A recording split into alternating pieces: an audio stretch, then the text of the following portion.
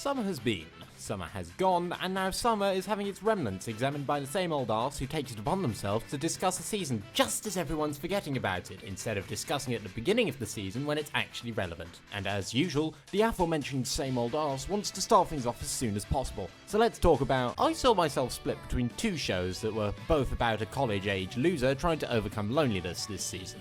Those were Uzaki-chan Wants to Hang Out and Rent-a-Girlfriend. The way I decided which to watch was down to the idea of an honourable fight. If I watched Uzaki-chan, I'd be drafted into some petty conflict with a bunch of people on a social media platform I don't even use. However, Rent-a-Girlfriend would draft me into a holy conflict to fight for who I believe to be best girl.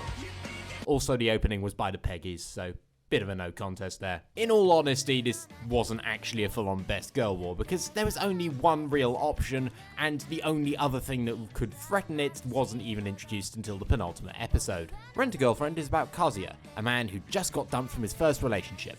In order to get over it, he hires a rental girlfriend called Chizuru, and the rest of the show is as follows. And if you choose the $30 subscription, you get... Silence, wench. I do not wish to be horny anymore. I just want to be happy. Okay, maybe I still want to be horny. This is your bog standard harem anime, except all you have to know is Chizuru may be worth the price of admission. There isn't much else to it. Ruka was destined to be a secondary waifu no matter which anime she was in. I don't really need to say much about Sumi, as Otaku Duma's use of my green screen templates took care of needing to say anything critical, and Mami leaves the protagonist at the beginning of the series, only to try and tempt him later, and then backstab him in a manner that proves she is worst girl. Did we learn nothing from last season? What drives the series is Kazuya and Chizuru, and Kazuya being a lonely nerd who has no social skills, and whose family is worried he will die alone due to his sheer repulsiveness, and as a result I find him one of the most relatable characters in years. But this is the Chizuru anime, and watch it now if possible, because I doubt it's going to be massively relevant for much longer after this. On the subject of things going under, Japan Sinks 2020, and it really embraces the 2020 part of its title.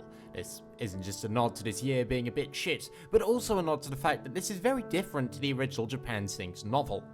Yes, I'm one of those greasy nerds that actually read the novel. The differences are apparent from the get-go, with the story not focusing on Onodera or any of those involved with the monitoring of the destruction of Japan, but instead with a family caught in the middle of it. In a way, this makes sense, seeing as there wouldn't be much to animate if they went with a story that is as much about diplomacy as it is destruction.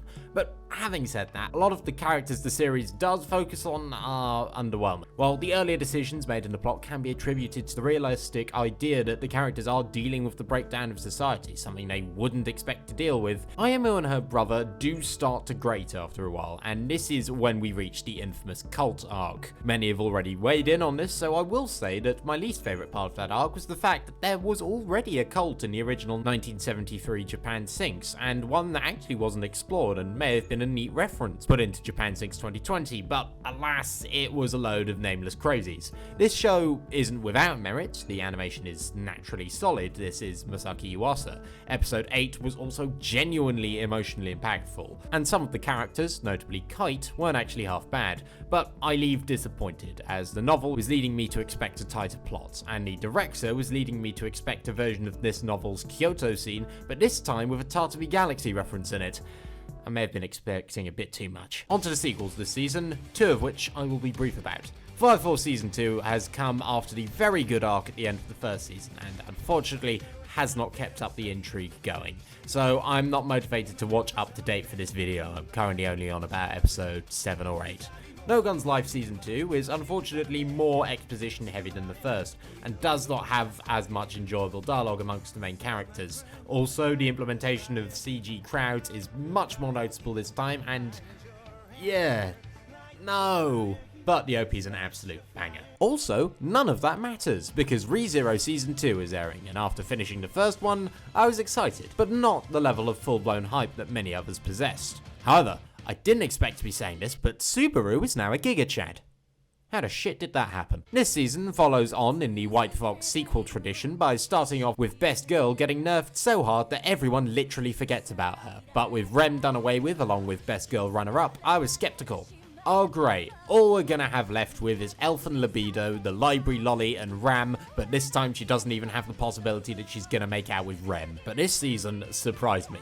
by focusing almost exclusively on Subaru, and somehow making him hundreds of times more compelling than he was previously. The levels of suffering seen in the latter half of Season 1 is absolutely nothing compared to the shit he goes through here, including him getting Monty Pythoned to death, having more pain done to him with a cloth than that time I got towel whipped on the Year 9 school trip, and seeing his parents again in an episode which is effectively the following.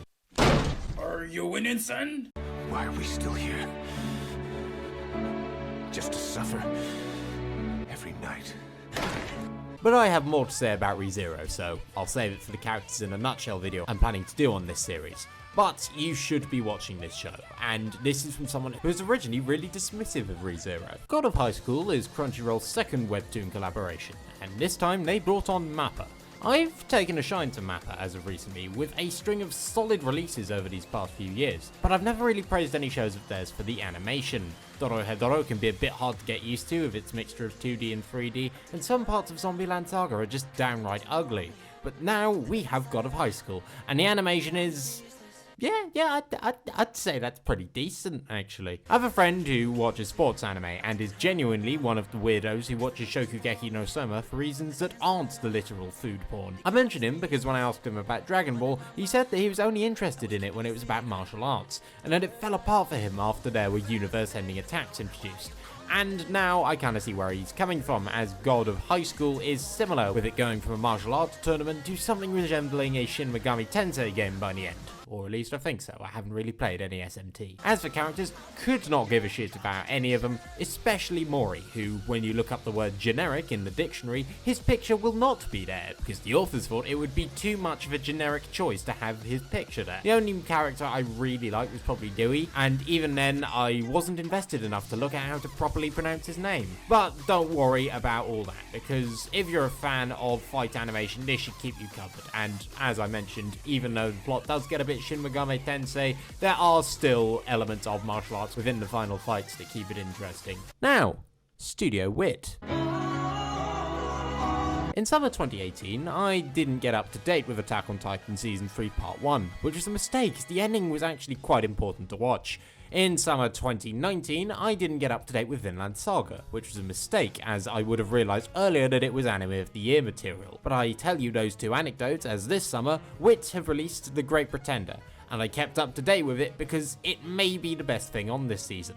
It's a con man story, but with visual flair up the wazoo, style dripping from every orifice, and an infatuating cast of characters. I went in expecting cons and came out with a shitload of pros. Edamura and French Haruko's globe-trotting adventures blur the line between anime and western crime drama so goddamn well, I find myself citing Cowboy Bebop more often than I think is healthy. For me, this could be Anime of the Year, if the rest of it releases this year. Something tells me Netflix aren't planning on that happening, are they?